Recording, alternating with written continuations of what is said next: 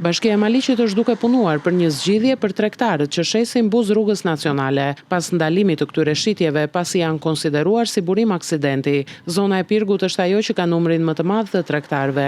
Ndaj edhe kryebashkiaku Gzim Topçiu tregon se ata do të lejohen të shesin në tregun e Pirgut, një godinë buz rrugës nacionale e ndërtuar shumë vite më parë, por që deri më tani nuk ka funksionuar. Po punojmë për një përshtatje të tregut Pirgut, pasi aty kemi edhe fermerët më të mëdhenj që shesin në rrugë nacionale, apo më të shumë në numër. Kështu që besoj do të ketë një zgjidhje të shpejtë, një ambient i cili do u shërbej këtyre fermerëve me kosto minimale, pasi është një marrëdhënie midis nesh edhe pronarëve të Truallit për këtë treg.